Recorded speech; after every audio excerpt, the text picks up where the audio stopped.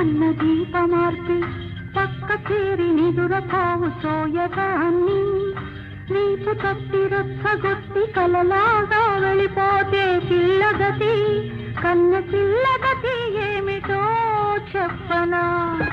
పగటి వేళ వచ్చి పరాచకాలాడి ఊరుకున్న పడుచువాణ్ణి ఉసిగొలిపి పెదవి చాపి పిచ్చి రేపి ఇస్తానని ఊరిస్తే ఇవ్వమని ఇచ్చి చూడమని ముద్దులే అడగనా. వద్దని హద్దు దాట వద్దని